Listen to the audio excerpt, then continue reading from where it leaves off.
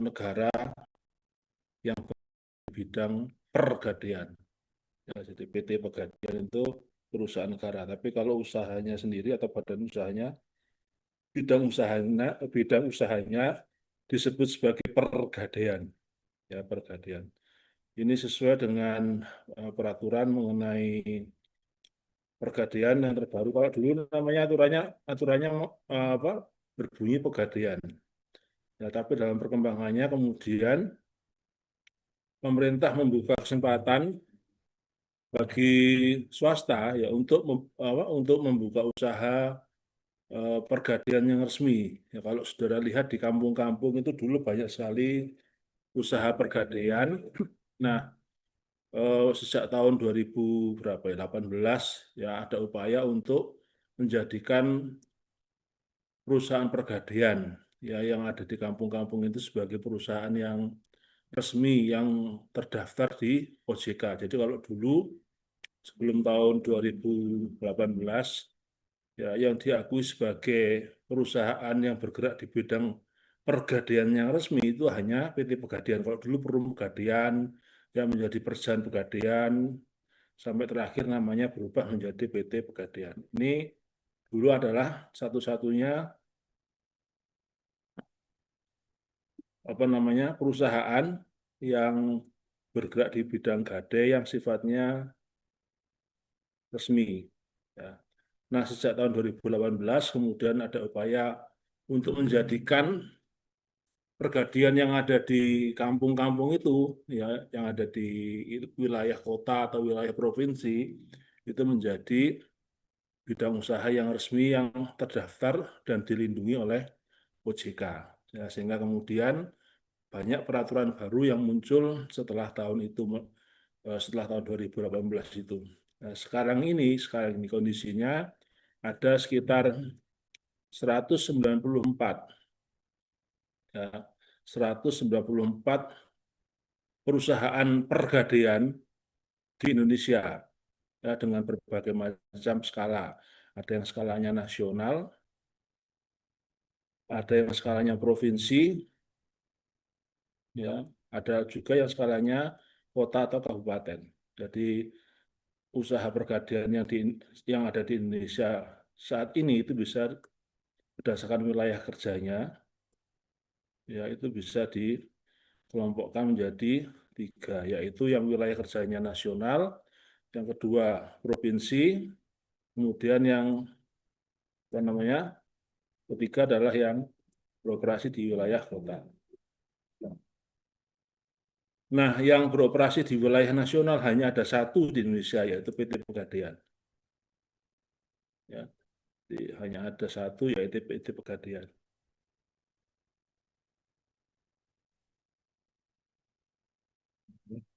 Ini adalah BUMN yang dimiliki oleh pemerintah. Pegadaian, ini kalau saudara ke desa banyak ini Pegadaian. Nah, jadi PT Pegadaian ini adalah BUMN, Badan Usaha Milik Negara yang bergerak di bidang pergadaian, yang wilayah operasinya nasional. Ya, sementara itu ada 193 usaha pergadaian lain yang wilayah operasinya adalah provinsi dan kota atau kabupaten. Nah, jadi sekarang ini saudara sudah agak tidak khawatir lagi kalau harus bertransaksi di pegadaian yang ada di kota atau di desa saudara, ya, yang non PT Pegadaian. Nah, tapi memang harus cermati dulu apakah yang beroperasi itu usaha pergadaian yang terdaftar di OJK atau tidak. Ini dasar hukum pergadaian. Ya, yang pertama adalah eh, awalnya dulu berbentuk perjan sebelum tahun 90. Perjan itu singkatan dari perusahaan jawatan. Ya. Kemudian tahun 2000 tahun 1990 itu berubah menjadi Perum. Ya, kemudian ditegaskan lagi di tahun 2000 Rum, ya, kemudian tahun 2011 ya, aturan mengenai pegadaian atau pergadaian itu adalah dibentuknya PT Persero Pegadaian, ya PT Pegadaian yang logonya hijau itu, warna hijau itu. Ya, nah, saudara di sini sampai tahun 2011 ya, yang dimaksud oleh aturan yang ada di Indonesia mengenai usaha pergadaian itu ya hanya PT Pegadaian ini aja, ya hanya PT Pegadaian atau yang dulu sebelumnya bernama Pegadaian, sebelumnya lagi bernama Perjan Pegadaian. Nah, baru setelah itu tahun 2016 dan diimplementasikan tahun 2018 itu muncul muncul apa namanya per OJK POJK mengenai usaha pergadaian. Ya, nah per OJK ini yang kemudian membuka kesempatan bagi swasta murni untuk ya, untuk membuka usaha pergadaian dan terdaftar di OJK. Ya, jadi terdaftar di OJK. Kemudian aturan ini diperbarui dulu rencananya mau memunculkan undang-undang pegadaian, tapi apa namanya ternyata tidak muncul undang-undang pegadaian, gantinya adalah undang-undang lembaga keuangan. Nah, berdasarkan undang-undang lembaga keuangan itu kemudian kemudian OJK memunculkan POJK nomor 39 tahun 2024 yang menjadi dasar beroperasi usaha pergadaian sampai saat ini. Ya, sampai yang kemudian apa namanya? Kondisinya menjadi 194 perusahaan pergadaian di seluruh Indonesia.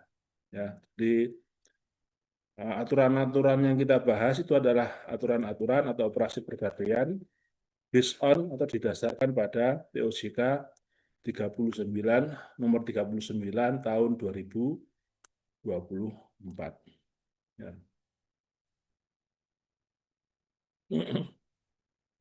Nah,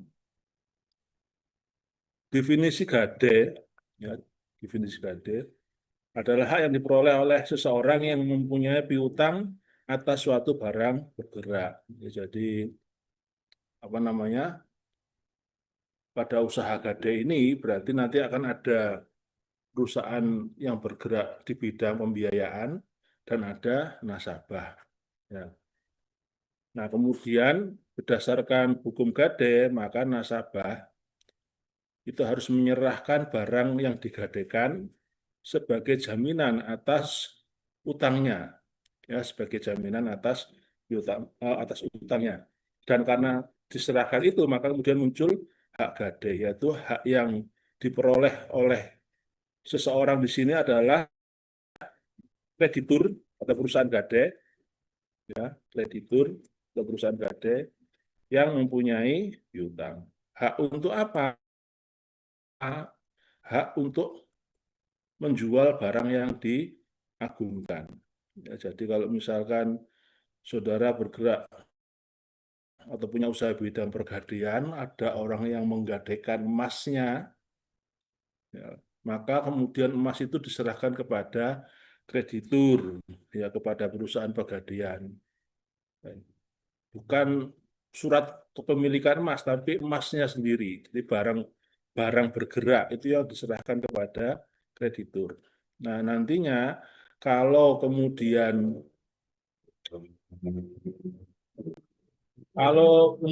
pihak yang berutang prestasi tidak melunasi utangnya, maka kreditur dalam hal ini adalah perusahaan pergadaian itu berhak untuk menjual apa namanya menjual jaminan barang bergerak itu senilai piutangnya kepada pihak lain ya atau pihak debitur, pihak berhutang.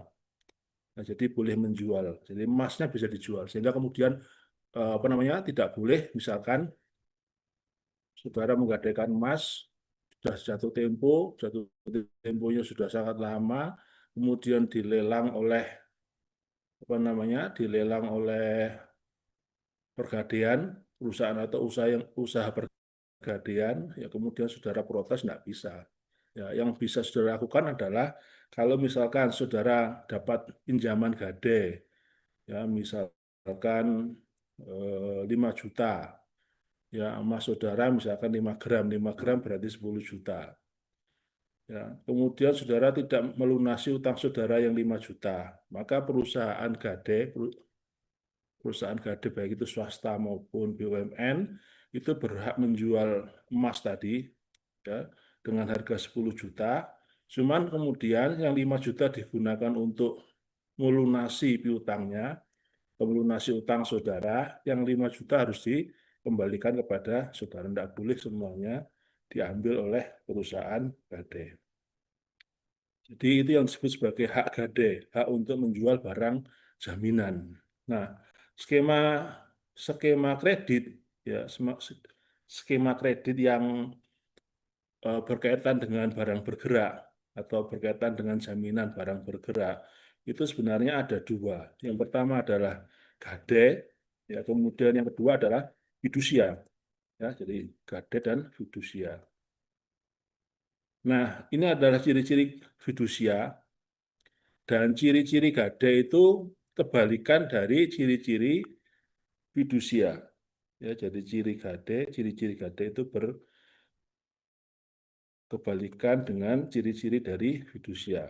Ya, yang pertama, fidusia itu pengalihan hak kepemilikan atau bukti kepemilikan sebagai jaminan atas utang. Jadi kalau saudara utang dengan akad fidusia misalkan, ya, kemudian saudara punya motor, maka yang dijaminkan atau yang diserahkan kepada kreditur itu adalah BPKB. Ya, jadi kalau kreditnya menggunakan skema fidusia, yang diserahkan adalah BPKB. Tapi kalau kreditnya menggunakan skema gade, maka yang diserahkan adalah motornya.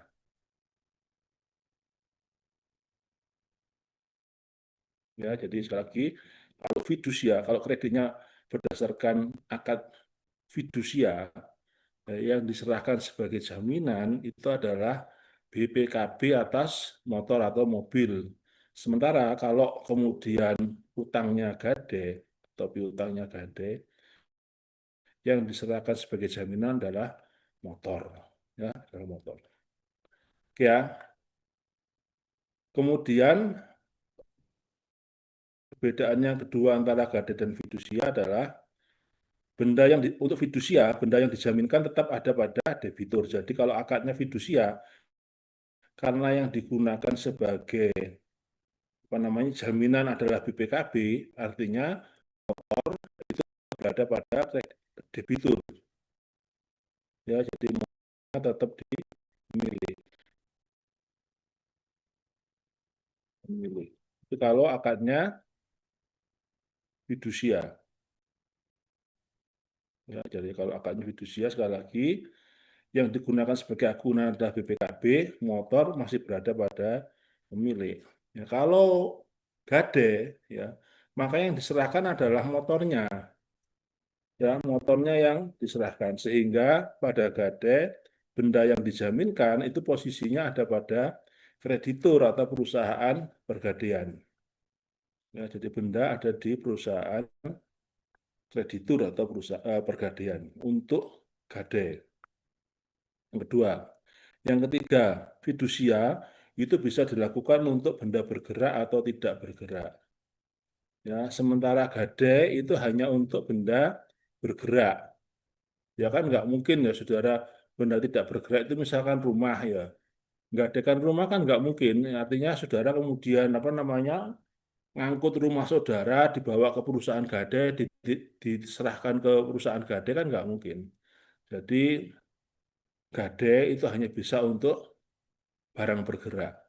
Sementara fidusia itu bisa untuk kredit ya, yang dijamin dengan barang bergerak atau barang tidak bergerak. Sehingga saudara bisa memperoleh misalkan pembiayaan modal kerja ya dari bank dengan agunan sertifikat rumah itu fidusia. Ya, jadi misalkan tadi kredit dengan agunan sertifikat rumah atau tanah itu adalah bentuk dari fidusia. Ya. Oke, tidak mungkin ada gade untuk barang tidak bergerak. Kemudian yang berikutnya, untuk fidusia, benda jaminan itu dapat dijaminkan berkali-kali kepada kreditur yang berbeda. Ya, contohnya ini tadi. Ya, kalau kemudian yang digadaikan, sorry, untuk utang fidusia ya, untuk utang fidusia yang diserahkan adalah BPKB, ya maka kemudian si pemilik itu masih bisa menggunakan motornya ya untuk dijadikan sebagai jaminan atas kredit yang lain, jaminan motornya. Jadi akhirnya kemudian BPKB-nya dijaminkan, motornya juga dijaminkan. Itu kalau akad awalnya adalah fidusia. Ya, tapi kalau akadnya gade di awal, ya maka yang diserahkan motor, benda jaminan itu tidak bisa lagi dijaminkan untuk kredit yang lain. Ya, untuk pengajuan kredit yang lain. Oke,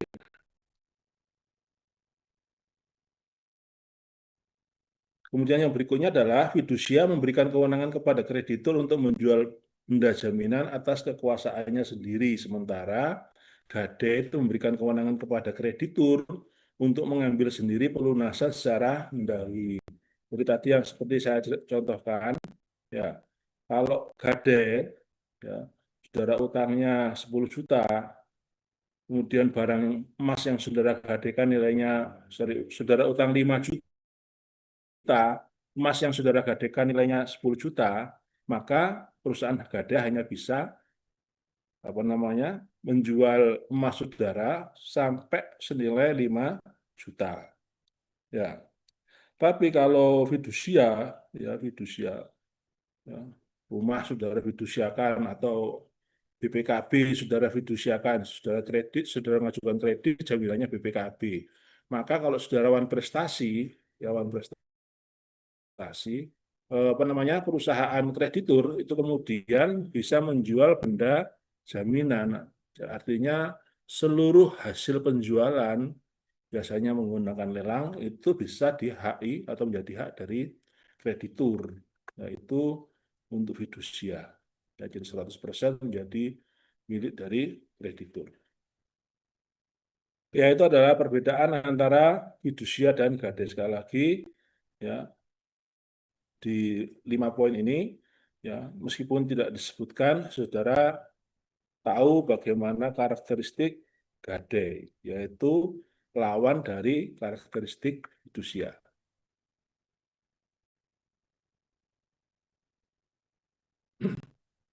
Oke, sampai di sini saya berharap saudara paham ya beda antara fidusia dengan gade. Jadi kalau utang jaminannya BPKB, utang jaminannya apa namanya surat tanah, ya utang jaminannya apalagi ya eh, surat-surat kepemilikan yang lain, surat-surat kepemilikan emas, sertifikat emas ya bukan emasnya tapi sertifikat emasnya, maka itu adalah fidusia. Tapi kalau yang diserahkan adalah barangnya, motor yang diserahkan, ya, emas yang diserahkan, apa, HP yang diserahkan, maka itu adalah gade. Ya, gade. Ini adalah ketentuan umum mengenai gade. Ya, yang pertama, bentuk perusahaan pergadean itu ada dua. Salah satu dari dua ini bisa dipilih. Yang pertama adalah PT dan yang kedua adalah koperasi. Ya, untuk PT ini bisa PT Persero. PT Persero artinya PT yang sahamnya dimiliki oleh pemerintah atau PT swasta. Ya, kalau PT Persero ya PT Pegadaian itu. Ya, kemudian modal store-nya ini aturan baru tahun 2024 untuk perusahaan pegadaian dengan wilayah usaha kabupaten. Ya, jadi ada perusahaan pegadaian itu yang beroperasi hanya di Surabaya, tidak boleh di kota lain di satu provinsi di Jawa Timur. Ya, atau beroperasi hanya di Kota Sidoarjo. Nah, semacam itu adalah perusahaan pegadaian dengan wilayah usaha kabupaten atau kota. Modal store 2 miliar. Dan setidak-tidaknya adalah 2 miliar. Ya. Untuk perusahaan pegadaian dengan wilayah usaha provinsi, maka modal store-nya adalah 8 miliar. Sementara untuk perusahaan pegadaian dengan wilayah usaha nasional, apa namanya, PT Pegadaian itu ya, maka PT Pegadaian atau yang ingin menandinginya, ya, persyaratan modal store-nya adalah 100 miliar. Nah, kemudian ini aturan baru sejak tahun 2024, yaitu bahwa setiap usaha pergadaian itu wajib memiliki setidak-tidaknya satu pemegang saham pengendali. Jadi PSP istilahnya. PSP itu adalah pemegang saham yang nantinya akan menjadi pengendali utama, ya, pengendali utama dari beroperasinya suatu pergadaian. Ya, di sini tertulis setidaknya ya, artinya kemudian bisa jadi dalam satu usaha pergadaian itu lebih ada ya, pada satu usaha pergadaian itu ada lebih dari satu PSP ya. Jadi pegadaian itu PSP-nya lebih dari satu. Ya, tapi kalau perusahaan pegadaian yang kecil-kecil cukup satu, termasuk koperasi ya. Kalau perusahaan pegadaiannya berbentuk koperasi, tetap wajib memiliki satu pemegang saham pengendali. Ya, istilahnya tetap menggunakan istilah pemegang saham pengendali. Ya, jadi, ya, aturannya semacam itu. Ya, kalau saudara ngecek kan koperasi kok nama pemegang sahamnya apa maksudnya gitu ya. Ya, tapi memang aturannya berbunyi seperti itu. Ya, kalau yang di koperasi itu pemegang saham pengendali adalah pihak yang ditunjuk oleh pihak itu bisa perorangan, bisa juga kelompok atau badan tertentu ya. Jadi bisa perorangan, bisa non perorangan. Di koperasi yang dimaksud dengan PSB itu adalah pihak yang ditunjuk oleh eh, apa namanya RKAT, rapat anggota tahunan RAT, jadi pihak yang ditunjuk oleh RAT, rapat anggota tahunan, untuk menjadi pengendali koperasi yang bergerak di bidang pergadaian. Ya, jadi istilahnya tetap pemegang saham pengendali meskipun koperasi. Ya.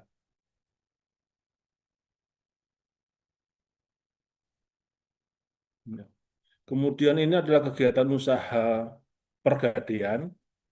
Ya, penghimpunan dananya bisa pinjaman jangka pendek perbankan, bisa pinjaman jangka pendek lainnya, ya bisa menerbitkan obligasi atau utang jangka panjang yang lain, kemudian bisa menggunakan modal sendiri. Ya, sementara untuk penggunaannya, ya yang paling utama musli itu ya, yang paling besar porsinya, ya yang paling besar porsinya adalah untuk penyaluran dana untuk produk dan jasa. Kemudian ada juga penggunaan dana untuk kas dan alat liquid, ya, kemudian apa namanya ada untuk aktiva tetap dan inventaris, kegiatan operasional dan investasi lainnya. Jadi apa namanya kalau saudara nanti menjadi karyawannya Pegadaian, ya alternatifnya bisa nanti bertanggung jawab atas penghimpunan dana, khususnya obligasi. Ini kalau di PT Pegadaian ya, kalau Pegadaian yang kecil-kecil itu ya, atau Pegadaian yang wilayah operasinya provinsi atau kabupaten, kota itu sepertinya masih belum ada yang menerbitkan obligasi. Baru PT Pegadaian, ya PT Pesir Pegadaian itu yang menerbitkan obligasi. Ya, atau kemudian kalau saudara bekerja di usaha pergadaian, ya, saudara bisa mengelola investasi. Ya, investasi dari usaha pergadaian.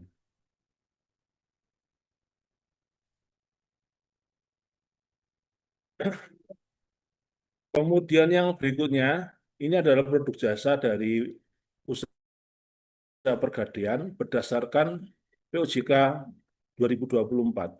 Ya, yang pertama adalah memberikan pinjaman atas dasar hukum gade, ya, namanya aja pergadaian yang berarti apa namanya pinjamannya atas dasar hukum gade. Tapi berdasarkan aturan yang baru, ya, Pegadaian itu ternyata juga boleh memberikan pinjaman atas dasar hukum fidusia. Ya, jadi kalau saudara ke PT Pegadaian, ya PT Pegadaian, itu ada yang namanya pinjaman multiguna. Ya, pinjaman multiguna itu fidusia karena yang digunakan sebagai agunan adalah BPKB kendaraan, bukti kepemilikan kendaraan. Ya, bukti pemilik kendaraan bermotor, ya, baik itu mobil maupun motor.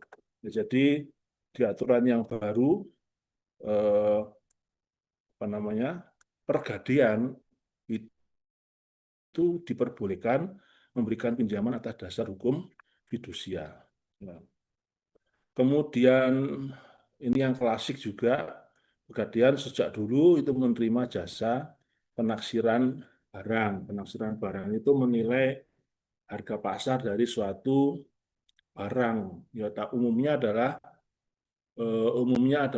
batu mulia atau logam mulia, emas, berlian gitu ya. Jadi saudara menemukan emas atau berlian, ya, atau batu mulia yang lain, ya, tidak ada suratnya, saudara ingin tahu harganya, maka saudara bisa minta bantuan ke Pegadaian, ya, khususnya PT Pegadaian, karena kalau Pegadaian yang kecil-kecil itu saya nggak yakin ada jasa penaksiran, ya, ataupun kalaupun naksir, ya naksirnya ngawur ya, mungkin karena sertifikasinya juga kurang bagus.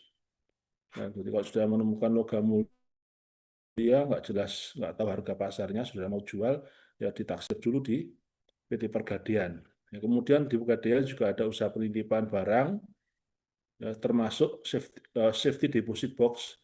Safety deposit box juga ada. Kalau dulu hanya penitipan barang yang besar-besar, sekarang ini ada juga penitipan tempat penitipan barang yang barang berharga, ya, tempat penitipan barang berharga yang volumenya kecil, ya, ya tadi contohnya berlian, emas lantaan, ya itu kan kemudian volumenya kecil tapi nilainya sangat-sangat besar, itu kemudian saudara bisa menitipkan di Pegadaian. Kalau dulu penitipan barangnya ya barang-barang kecil juga bisa, tapi bisa juga barang-barang yang besar, yaitu misalkan mobil, motor, itu bisa dititipkan di Pegadaian. Jadi kalau orang-orang desa dulu atau orang-orang kota, ya orang kota dulu, kalau mau hari raya itu biasanya yang punya mobil atau motor lebih dari satu, daripada di rumah risiko dicuri, ya maka kemudian bisa dititipkan di Pegadaian. Ya. Dan sekarang ini jarang orang yang tahu, ya sehingga kemudian mobil motor yang nggak kepake selama hari raya tetap disimpan di rumah, risikonya kemudian kemalingan, pencurian, gitu ya.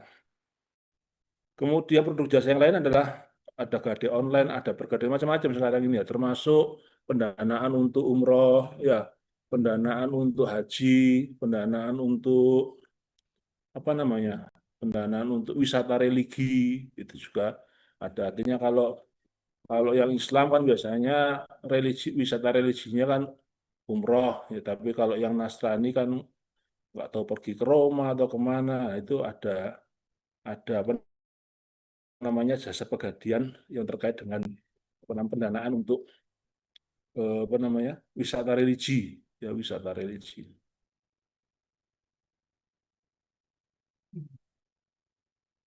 Ya. Nah, barang yang dapat digadaikan, ya saat ini umumnya adalah empat yang berwarna kuning itu. Ya, jadi yang pertama adalah perhiasan, ya, logam mulia, kemudian gadget itu ya termasuk HP, tablet dan sebagainya itu bisa digadaikan. Jadi kalau saudara sedang butuh uang, kiriman orang tua terlambat, ya HP-nya asal asal jangan HP yang terlalu jelek, ya nah, jelek ya gak payu di gadekno ya. Yang yang apa namanya? Ya bukan level entry gitu ya, levelnya medium gitu ya. Itu kemudian masih bisa digadaikan. Kemudian barang-barang elektronik lain, TV, kulkas, AC itu bisa digadaikan, termasuk barang-barang rumah tangga, yaitu barang-barang mebeler, ya. Nah, dimungkinkan juga pegadaian-pegadaian yang besar seperti PT Pegadaian, ya PT Pegadaian, itu kemudian menerima gade untuk kendaraan, motor terutama, gade untuk mesin, ya gade untuk tekstil. Tekstil ini contohnya adalah kain kain konveksi yang jumlahnya sangat banyak itu ya. Jadi kalau cuma 1 meter persegi itu ya enggak lah. Ya, tapi kalau misalkan satu bal itu satu gelondong besar atau langsung 10 bal gitu ya, itu masih bisa digadekan. Ya, kemudian barang-barang lain yang dianggap berharga oleh pergadian, Pak Pegadaian. Tapi sekali lagi saat ini yang paling sering digadekan adalah perhiasan, gadget, barang elektronik dan barang rumah tangga.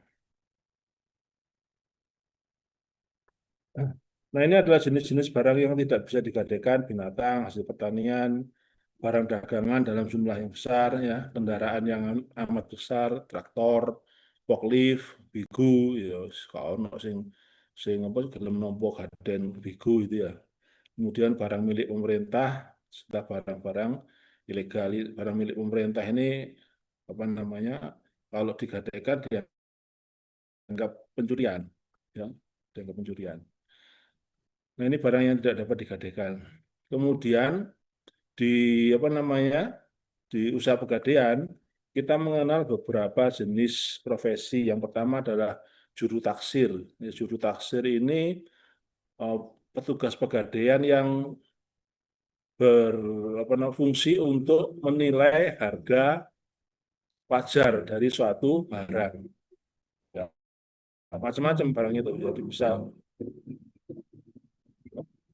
yang ditaksir bisa dari logam mulia, kendaraan, atau barang-barang berharga yang lain yang saudara tidak tahu berapa harga pasarnya. Ya, kalau yang sudah tahu harga pasarnya atau sudah ada suratnya ya tidak perlu ke penaksir. Ya. Yang di apa namanya ditaksirkan adalah barang-barang bergerak terutama yang belum jelas harganya. Kemudian yang berikutnya adalah pengelola agunan, ini yang bertanggung jawab terhadap keamanan dan kelengkapan dari agunan, ya karena agunan untuk usaha pergadian itu bisa sangat banyak dengan volume kecil, tapi nilainya luar biasa besar. Ya, emas itu 1 kilo itu enggak kroso besarnya. Ya, emas 1 gram itu cuma seujung, enggak sampai seujung jari ya, seujung kuku jentik saya gitu ya. Jadi kalau saya biasanya beli emas batangan yang 1 graman atau 2 graman itu kan besarnya hanya seujung kuku itu aja. Berarti nak 1 kilo kan ya gak akeh. Nah, di Pegadaian itu yang digadekan itu bisa sampai emas yang kiloan itu ya oleh banyak orang, sehingga kalau dilihat dari ukurannya, volumenya itu nggak terlalu banyak. Nah, tapi nilainya sangat luar biasa. Ya, jangan heran kalau kemudian saat ini PT Pegadaian Persero itu nilai asetnya sudah lebih dari 100 triliun. Ya, sudah lebih dari 100 triliun. Ya, kemudian yang berikutnya adalah profesi yang ketiga adalah analis kredit. Nah, ini merupakan profesi yang apa namanya bisa saudara masuki nantinya setelah saudara mengikuti apa namanya sertifikasi profesi ya, analis kredit. Kemudian ada juga profesi kasir, ini yang bertugas untuk melakukan pembayaran atau menerima setoran, menerima pelunasan, setoran pelunasan saya. Kemudian ada auditor dan manajemen risiko. Nah, ini juga bidang-bidang yang bisa dimasuki oleh apa namanya lulusan S1 konsentrasi keuangan. Ya, jadi analis kredit, auditor, ya meskipun memang apa namanya yang lebih kompeten di sini teman-teman dari akuntansi ya. Tapi kalau manajemen asal mengikuti apa perkuliahan dan apa namanya ikut profesinya, saya pikir masih masih bisa melaksanakan kegiatan ini. Ya, jadi ini ada profesi pegadaian yang nanti, profesi di usaha pergadaian yang nantinya bisa menjadi pasar bagi saudara. Ya, sekali lagi tujuan dari mata kuliah ini adalah memperkenalkan lembaga keuangan yang menjadi pasar potensial yang menampung kemampuan saudara yang bisa saudara masuki. Dan misalkan minggu lalu kita bahas mengenai dana pensiun, ya saudara bisa mendaftar di dana pensiun sebagai analis investasi karena perusahaan dana pensiun itu kemudian harus melakukan investasi dengan sangat berhati-hati. Ya, demikian juga di hari ini untuk materi pegadaian ini pada usaha pegadaian saudara bisa masuk mendaftar untuk posisi analis kredit, auditor atau manajemen risiko. Tinggal mengikuti sertifikasinya aja. Ya pelajarannya kurang lebih seperti yang saudara peroleh di perkuliahan. Ya, jadi kalau saudara ikuti manajemen risiko itu kan ya podo karo kalau saudara ikut mata kuliah manajemen risiko di keuangan itu, di konsentrasi keuangan. Ya, jadi bagaimana kemudian memitigasi risiko dengan berbagai cara intinya. Oke, ini adalah profesi pergadian. Ya, jadi saudara sebagai orang konsentrasi keuangan seharusnya nggak perlu takut nggak tertampung ya pada lembaga keuangan karena banyak lembaga keuangan yang menjadi pasar sasaran bagi lulusan konsentrasi keuangan. Sehingga yang parah kan kita hanya tahu ya, lembaga keuangan yang dimasuki oleh orang keuangan itu bank, ya pasar modal, asuransi, gitu. Padahal sebenarnya masih banyak sekali profesi yang terkait dengan keuangan di berbagai perusahaan yang berbeda. Oke, ini adalah yang berikutnya adalah prosedur pemberian pinjaman. Jadi kalau di Gade itu eh, simple ya prosesnya ya. Jadi kalau saudara ingin menggadekan barang bergerak saudara emas misalkan, maka yang pertama ya, emas itu dibawa ke juru taksir atau penaksir, kemudian penaksir akan menentukan harga pasar atau harga wajar dari barang saudara, dari emas saudara, sekaligus dia kemudian juga akan memberikan rekomendasi maksimum pinjaman yang bisa diberikan kepada saudara. Ya. Nah, catatan itu nomor satu. Ya, saudara bawa ke juru taksir, kemudian sama juru taksir dinilai harga pasar, harga wajarnya HW ya, harga wajarnya berapa, kemudian maksimum limit kreditnya, maksimum kredit atau limit kreditnya. Nah, kemudian dua catatan ini diserahkan ke kasir, ya. Nah, oleh kasir kemudian besarnya kredit atau besarnya pinjaman yang diminta oleh nasabah selama masih berada di bawah limit itu akan dibayarkan. Jadi nantinya nasabah dipanggil oleh kasir, kemudian dapat pinjaman sesuai dengan yang diminta asal tidak lebih dari limit atau pagu yang sudah ditentukan oleh penaksir. Setelah itu pulang bawa duit. Ya. Nah, kemudian kalau pelunasan, pelunasan urutannya dibalik. Yang pertama adalah nasabah yang bayar dulu, lunasi utangnya kepada kasir, sekaligus bayar bunga, ya, bunga atau biaya pinjaman ya. Kalau biaya pinjaman di Pegadaian itu macam-macam. Tapi yang klasik yang sejak awal ada itu namanya sewa modal. Ya, jadi ini klasik itu artinya dulu sejak saya kecil pun kalau saya ke Pegadaian ya menggadaikan barang misalkan barang tetangga saya nolong Pak ya. Ya. Kemudian pada waktu pelunasan ya saya membayar utang saya sekaligus bayar sewa modal. Sewa modal itu kalau pinjaman bank itu bunga itu. Ya, jadi kalau di pinjaman bank kita kenal sebagai bunga, kalau di Pegadaian kita kenal sebagai sewa modal. Nah, dana perkembangannya karena kemudian ada gade syariah, ada gade yang macam-macam, maka istilah untuk imbal hasil bagi usaha pergadian itu namanya menjadi beragam juga, bukan hanya sewa modal.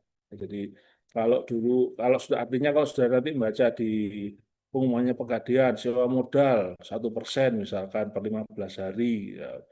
Artinya biaya bunganya adalah 1% per 15 hari. Ya. Oke.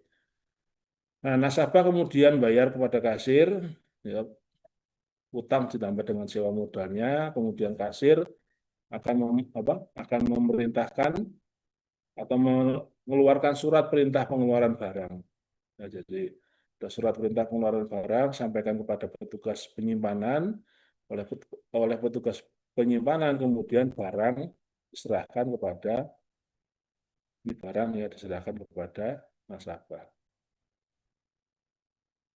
Ya. Nah, sesimpel ini proses penyaluran pinjaman atau bantuan pinjaman lah istilahnya ya. Penyaluran pinjaman dan pelunasan pinjaman di Pegadaian. Ya, simpel. Nggak ribet. Nggak pakai saudara harus menyediakan KTP, KSK, daftar gaji, nggak perlu. Pokoknya yang penting nggawa emas, nggawa gadget, yang nggawa TV, nggawa kulkas, ya, nek kuat nggotong kulkas jadi gotong dhewe kulkase, ya kemudian serahkan juru taksir, ambil duit. Ya. Lunasannya bawa duit, bayar ke kasir, tunggu panggilan, saudara dapat barang saudara.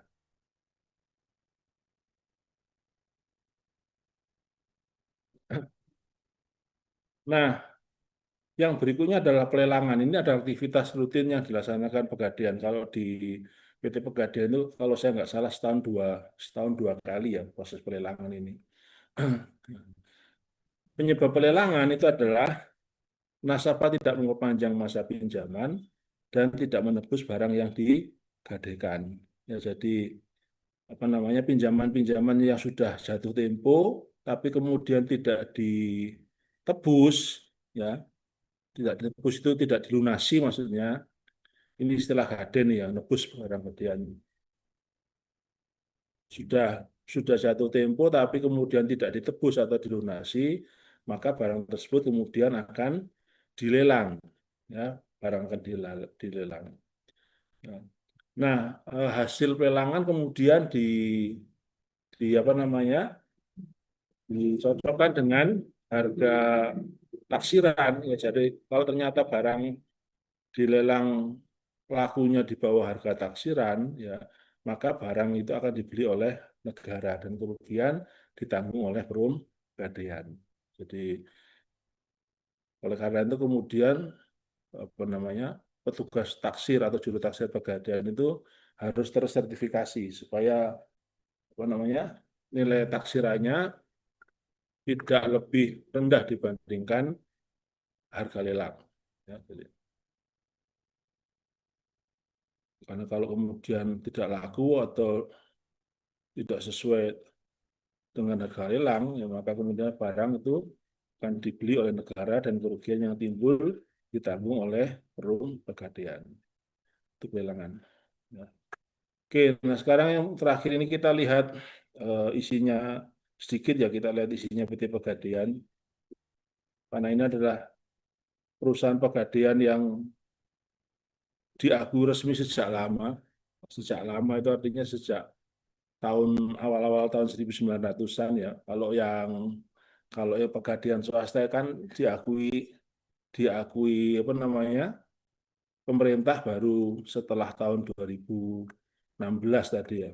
Nah, jadi kalau PT Pegadaian awalnya dulu adalah Ban Van Lining ini, kemudian berubah menjadi Perjan perusahaan jawatan ya, jadi bukan Perjan jawatan Pegadaian dulu, kemudian PN itu perusahaan negara Pegadaian tahun 61, kemudian menjadi Perjan Pegadaian tahun 69, menjadi Perum Pegadaian tahun 90 dan menjadi PT Pegadaian tahun 2011. Nah, saat ini PT Pegadaian itu sahamnya dikuasai oleh Bank BRI. Ya, Bank BRI berdasarkan PP nomor 73 tahun 2021. Oleh karena itu kemudian PT Pegadaian saat ini menjadi anak perusahaannya. ya anak perusahaan dari Bank BRI. Bank BRI menjadi holding company-nya PT Pegadaian Persero, ya PT Pegadaian Persero.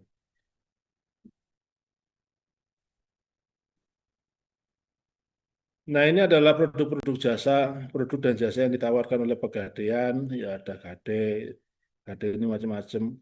Gade yang dimaksud di atas ini Gade umum, ya Gade untuk apa namanya? Gade umum itu Gade untuk tadi gadget, Gade untuk barang rumah tangga.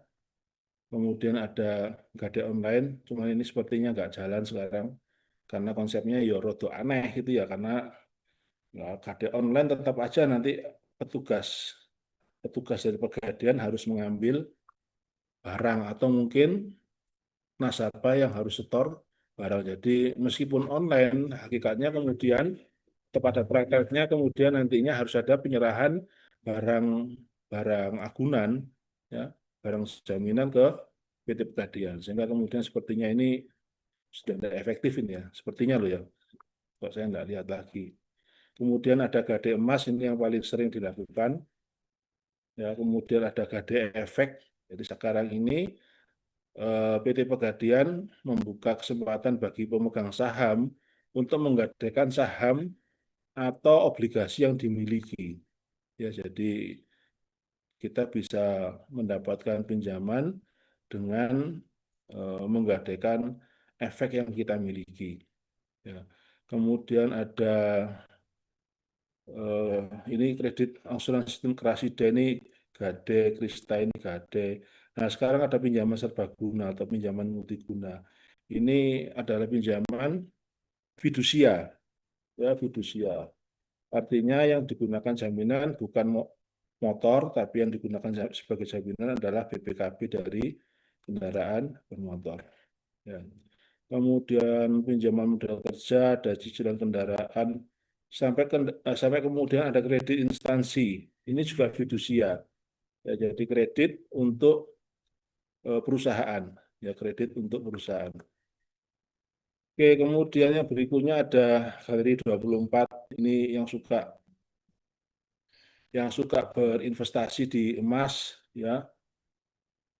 Kalau saya biasanya beli emas, ya meskipun tidak bukan apa namanya, bukan investor yang gila-gilaan gitu ya. Paling tidak kalau saya membeli emas itu, mencoba investasi di emas ya paling sering di Galeri 24 karena pilihannya banyak. Kalau saudara pergi ke apa namanya, ke apa tokonya Antam itu namanya saya lupa itu, Logam Mulia. Ya, kalau di Logam Mulianya Antam, saudara hanya bisa membeli emasnya Antam. Ya, ya. Kalau saudara ingin membeli emas batangannya UB, ya saudara kemudian harus ke UB, UBS, ya UBS. Ya. Dan macam-macam apa namanya, produsen emas lantaan dan emas apa enggak, dan emas perhiasan yang lainnya. Tapi kalau saudara ke Galeri 24, ya saudara bisa menemukan emasnya Antam, saudara bisa menemukan emasnya UBS, termasuk saudara juga bisa menemukan emasnya Pegadaian. Ya, ada emasnya Pegadaian. Jadi pilihannya banyak. Kalau saudara mau, sekali lagi, ya kalau saudara tertarik berinvestasi di emas, ya pilihnya di Galeri 24. Ya, karena pilihannya banyak. Ya, pilihannya banyak. Dengan harga yang beragam. Ya, Antam ini yang paling mahal. Ya, kemudian UBS itu masih rata-rata masih di bawah masih Pegadaian. Ya, kemudian ada lagi yang tokoh-tokoh karakter itu agak mahal sedikit. Ya, maksudnya per gramnya, harga per gramnya. Jadi kalau misalkan harga emas Antam sekarang per gram adalah 2 juta, ya maka harga emas keluaran dari Pegadaian sendiri mungkin cuma 1,97 misalkan. Misalkan ini. Atau bahkan mungkin kurang dari itu. UPS bisa lebih rendah dari itu, 1,9 misalkan. Ya, jadi pilihannya beragam. Pertanyaannya kemudian kalau kenapa kemudian harga emas ini bervariasi? Ya karena sertifikasinya beda-beda. Ya, jadi kaitannya dengan sertifikasi. Kalau Antam ini sertifikasinya nasional dan internasional. Saudara, saudara beli emas Antam di Indonesia, saudara jual di Singapura bisa. Ya, saudara beli emas Antam di Indonesia, saudara jual di mana? Di Hong Kong sana masih bisa, karena sertifikasinya internasional. Tapi kalau saudara beli emasnya Pegadaian, ya saudara hanya bisa jual di Indonesia, karena sertifikasinya sertifikasi nasional, sertifikasinya nasional. Ya, jadi biasanya kalau harga emas dari berbagai produsen yang berbeda itu bermacam-macam kayak gini, ya salah satu penyebabnya adalah sertifikasinya. Sekali lagi Antam ini sertifikasinya paling lengkap dia, sehingga harganya paling mahal. Ya emasnya Antam itu paling mahal dibandingkan yang lain. Oke, intinya kalau saudara punya duit agak banyak sedikit itu ya, daripada bermain di reksadana, ya saudara bisa bermain di apa namanya emas, ya di emas. Salah satu alternatifnya adalah saudara bisa beli emas, terutama emas batangan itu ya, emas batangan itu di Galeri 24 milik Pegadaian, ya milik Pegadaian. Pilihannya banyak. Itu untuk promosi lah. Jadi saya saya hanya menyampaikan apa yang pernah saya alami. Ya. Kemudian yang berikutnya, produk jasa Pegadaian yang lain adalah jasa taksiran, tadi sudah. Kemudian ada jasa sertifikasi. Ya, jasa sertifikasi itu sertifikasi untuk logam mulia. Jadi kalau apa namanya, saudara menemukan apa, intan berlian ya, yang mentah itu kemudian ingin disertifikasikan, maka kemudian bisa disertifikasikan sehingga kemudian pada saat saudara menjual berlian saudara itu kemudian eh, berlian yang dijual itu ada suratnya, ada sertifikatnya. Ya karena kalau untuk perhiasan akan sulit untuk menjual dengan harga pasar kalau tidak ada sertifikatnya. Ya tanpa sertifikat harganya bisa anjlok enggak karu-karuan. Ya emas yang misalkan harganya 2 juta, ya kalau tanpa sertifikat ya bisa tinggal 1,7, ya bisa tinggal 1,6 gitu. Jadi sertifikasi. Ya, kemudian yang berikutnya jasa titipan termasuk tadi apa namanya safe deposit box dan sebagainya, pengiriman uang dan sebagainya. Sudah bisa melihat ini di apa namanya di websitenya Pegadaian. Ya termasuk kemudian apa namanya tadi yang sudah saya sebutkan ada pinjaman untuk haji, pinjaman untuk umroh, pinjaman untuk wisata kuliner, ya kok wisata kuliner, wisata religi kok wisata kuliner lah karek nonggo ngono tok ae rek, ya wisata religi. Nah ini yang terakhir pendapatan Pegadaian. Jadi Pegadaian mendapatkan pendapatannya atau memperoleh pendapatannya yang pertama dari sewa modal tadi sudah saya sebutkan. Sewa modal itu kalau utang bank ya bunga. Ya kemudian imbalan untuk Gade Syariah itu namanya imbal jasa Gade Syariah. Ya, bedanya apa? Kalau di sewa modal itu besarnya adalah persen, ya, sementara untuk imbal jasa Gade Syariah itu ditentukan besarnya adalah rupiah. Jadi bukan persen, ya, bukan persen dari nilai pinjaman, tapi untuk setiap pinjaman tertentu imbal jasanya adalah sekian rupiah. Kemudian untuk pinjaman-pinjaman yang lain, misalkan tadi pinjaman multiguna atau pinjaman serbaguna yang fidusia tadi, itu Pegadaian menerima pendapatan dalam bentuk bunga. Ya, jadi Pegadaian itu pendapatannya dalam bentuk macam-macam dia. Namanya macam-macam. Ya, ono sewa modal, ono imbal jasa Gade Syariah, ono bunga. Ya, dulu kalau dulu adanya hanya ya sewa modal ini. Ya dalam perkembangannya kemudian menjadi bermacam-macam. Ya, kemudian pendapatan yang lain dan cukup besar adalah fee atas jasa, dan yang terakhir adalah pendapatan biaya administrasi. Ya, jadi kalau untuk pengurusan pinjaman tertentu, saudara nanti harus bayar biaya administrasi. Siang. Oke, jadi itu adalah mengenai eh, pegadaian, pergadaian, ya pegadaian. Sekaligus yang terakhir ada pembahasan mengenai PT Pegadaian.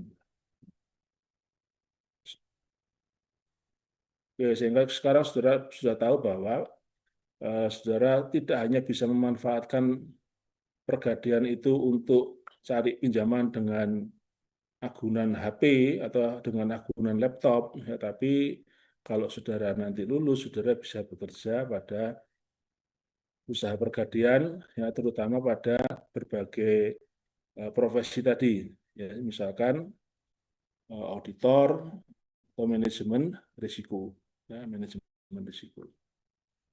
Oke, ada pertanyaan sampai pergadaian?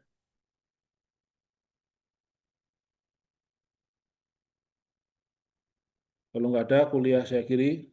Ya, mohon maaf, latar belakangnya ramai banget, ya, karena posisinya tidak di rumah dan tidak di kampus, ya, di antah berantah. Ya. Oke, kuliah hari ini saya akhiri. Selamat siang. Assalamualaikum warahmatullahi wabarakatuh.